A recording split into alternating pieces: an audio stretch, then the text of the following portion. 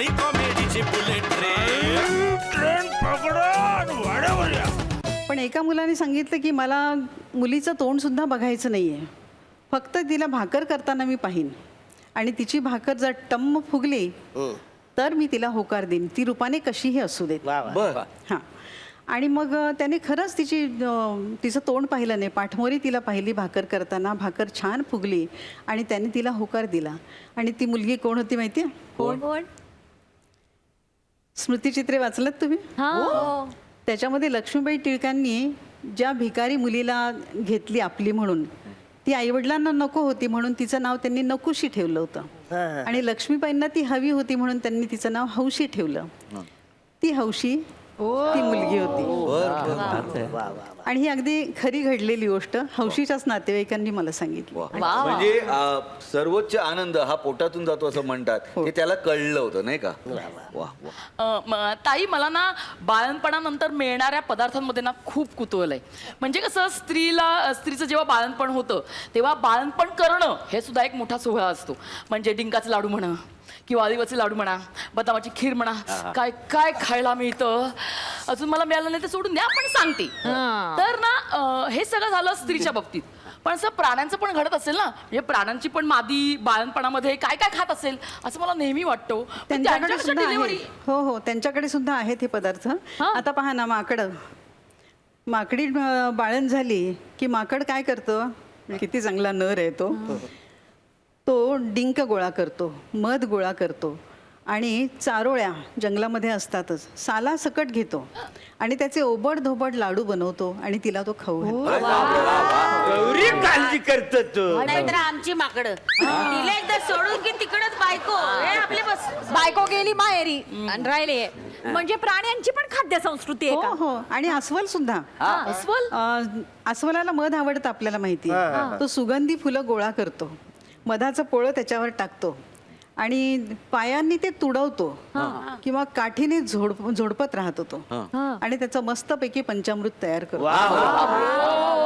मोरे शिक्का. ते आता तुला त्यांना एकदा बाहेर काढा, सगळं चिकतील आणि सगळं खायला मिळेल. मी ना माझ्या एकदा काकूकडे गेले होते गावी, खेडेगावात एकदम. तर तिकडे गेले होते, तिने आमटीमध्ये चक्क जळता कोळसा टाकला आणि बाई ग काय टेस्टी, केवढी टेस्टी आमटी असावी ती. मला नवलच वाटलं. असे काही पदार्थ आहेत का जे आमटीमध्ये आपण टाकू शकतो ज्याने चव चांगली येईल? हो आहेत ना.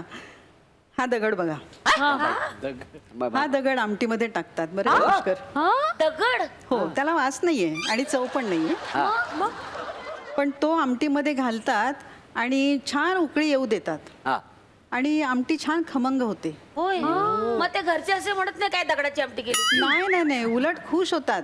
आणि हा दगड मला आमच्या एका कवी मित्राने, संजय बोरुडे म्हणून आहेत अहमदनगरचे, त्यांनी हा दगड मला आणून दिला. आणि तो गोटा जो आहे तो गरम होतो आणि तो फिरत राहतो आमटीमध्ये. त्याच्या फिरण्याबरोबर, त्या उकळीबरोबर ती सगळी आमटी पण फिरत राहते, चांगली एकजीव होते, चांगली उकळली जाते ती आणि छान चव येते त्याला. जाते ना. पण हाताने ढवळायची गरज नाहीये, आपोआप होते ते. दगडाचे नाही खाली. हो, खाली पण लागत. बासुंदी करताना पण आपण एखादी लहानशी ताटली वगैरे ठेवतो, चमचा ठेवतो. पण मला आता एक सांगा, आता भाषेचा कोश आम्ही ऐकला होता बुवा, पण तुम्ही तर खाद्य संस्कृतीचा कोश बनवला इकडे. म्हणजे आता रेसिपी बुक्स तर काय खूप मिळतात बाजारात, पण मग हाच कोश का घेतला पाहिजे, याचं काय कारण असेल? एक मिनिट याचं उत्तर तुम्हाला मिळेल, पण एका छोट्याशा विश्रांतीनंतर. तुम्ही कुठे जाऊ नका, पाहत राहा तुमचा आवडता कार्यक्रम ज्याचं नाव आहे कॉमेडीची जत्रा, लाईफच्या प्रॉब्लेमवर फॅन्टॅस्टिक मात्रा. नमस्कार, या छोट्याशा विश्रांतीनंतर तुमच्या सगळ्यांचं पुन्हा एकदा स्वागत. आपण पाहत आहात कॉमेडीची जत्रा, लाईफच्या प्रॉब्लेमवर फॅन्टॅस्टिक मात्रा. आपण ही विश्रांती घेण्यापूर्वी असा अनुपमाताईंना प्रश्न विचारला होता की हा खाद्य संस्कृती कोश लिहावा असं तुम्हाला का वाटलं? काय सांगाल तुम्ही? महाराष्ट्र राज्य साहित्य आणि संस्कृती मंडळाने काही कोश तयार केलेत आणि जेव्हा महाराष्ट्राचा खाद्य संस्कृती कोश तयार करावा असं ठरलं तेव्हा मंडळाने ही जबाबदारी माझ्यावर सोपवली आणि 2 वर्षात हे काम पूर्ण करायचं होतं. त्याला पृष्ठमर्यादा पण होती, वेळेचीही मर्यादा होती आणि ते काम पद्मश्री मधु मंगेश कर्णिक हे अध्यक्ष असताना सुरू झालं. आणि नंतर मग श्रीयुत बाबा भांड यांची नियुक्ती झाली अध्यक्ष म्हणून. मग त्यांनी आणि मीनाक्षी पाटील यांनी कोशाचं काम पुढे नेलं. तर तो असा कोश तयार झाला, पण तो तयार होताना खूप लोकांची मदत झालेली आहे. म्हणजे माझ्या एकटीचं काम नाही आहे हे, अनेकांचे हात त्याला लागलेले आहेत. असं म्हणतात की स्वयंपाकात खूप जणींनी मदत केली की स्वयंपाक बिघडतो, तसं नाही झालं हे. खूप जणांचे हात लागलेले आहेत त्याला. म्हणजे प्रवास खूप केला मी. त्या प्रवासामध्ये मला अनेक जण भेटले, अनेक जण आणि अनेक जणी. मग ते सुशिक्षित होते, अशिक्षित होते. एरवी प्रवासामध्ये मी फारशी बोलत नाही, मला एकटीला प्रवास करायला आवडतो. आणि पण छान कविता वगैरे लिहून होतात, काहीतरी चांगलं लिहून होतं, वाचन होतं.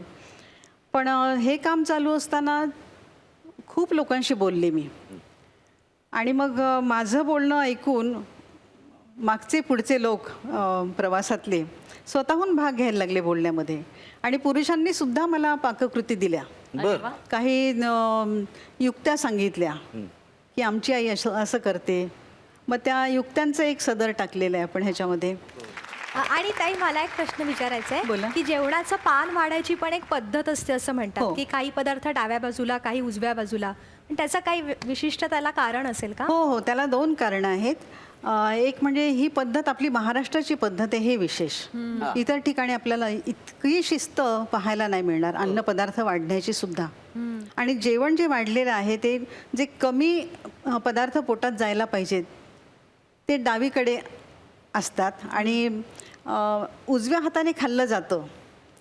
म्हणून त्या हिशोबाने ही शिस्त आपल्या ताटासाठी वापरलेली आहे. आणखी त्याच्यामध्ये एक फार महत्त्वाचा मुद्दा असा की पदार्थांची जागा आपण कधी बदलत नाही महाराष्ट्रीय माणसं. आणि त्याच्यामुळं काय होतं की ज्याची दृष्टी अधू आहे किंवा ज्याला दृष्टीच नाही असा माणूस कुणीही त्याला मार्गदर्शन न करता व्यवस्थित एकटा जेवू शकतो. स्वयंपाकघरात त्याच्या वस्तू आहेत, त्याचे काय औषधी उपयोग आहेत. आता लोणच्याचा खार, लिंबाच्या लोणच्याचा, लिंबाच्या लोणच्याची फोड जर काच घुसलेली असेल तर तिथे ती बांधतात. अच्छा. आणि ती फोड काच शोषून घेते, ओढून काढते बाहेर. वा. त्या अशा अनेक युक्त्या आपण त्याच्यामध्ये दिलेल्या आहेत आणि ह्या सगळ्या लोकांच्याकडूनच मिळालेल्या आहेत. आज आपल्याला अनुपमा ताईंकडनं खूप छान उपयुक्त अशी माहिती मिळालेली आहे. आणि यावरनं आता एवढं लक्षात आलं असेल की महाराष्ट्रात विविधता प्रत्येक बाबतीत आहे आणि ती खाद्य संस्कृतीच्या बाबतीत सुद्धा आहे. तेव्हा आजच्या या संध्याकाळची सांगता आपण त्यांच्याच एका कवितेने करूया. अनुपमा ताई, एखादी कविता. ह्या खाद्यसंस्कृतीच्या प्रवासात जो अनुभव आला त्याच संबंधामध्ये लिहिलेली ही कविता आहे. माझ्या पुस्तकामध्ये आजी आणि नात ह्यांचे काही संवाद आहेत. त्याच्यातला हा एक संवाद, लक्षात घे बाई माझे, शीर्षक आहे कवितेचं. भणाण वाऱ्याने रान पेटते, भणाण वाऱ्याने रान पेटते, पण चूल पेटवायची तर हळूच फुंकर घालावी लागते.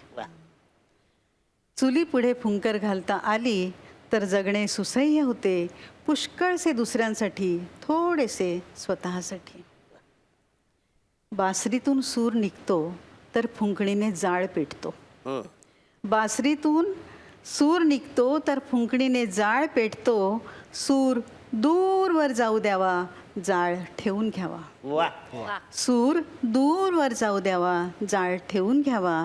लक्षात घे बाई माझे, लक्षात घे बाई माझे, बासरी कृष्णाच्याच हातात असते, राधेच्या हातात फुंकणीशिवाय काहीच नसते. शिका मोरे शिका. हे आजी म्हणते. नात तिला उत्तर देते, पण आजी आता आम्हाला गरज नाही फुंकणीची किंवा फुंकरीची. पण आजी आता आम्हाला गरज नाही फुंकणीची किंवा फुंकरीची, आम्ही बटणं दाबू शकतो हवं ते सुरू करण्यासाठी आणि नको ते बंद करण्यासाठी. आम्ही बटणं दाबू शकतो हवं ते सुरू करण्यासाठी आणि नको ते बंद करण्यासाठी.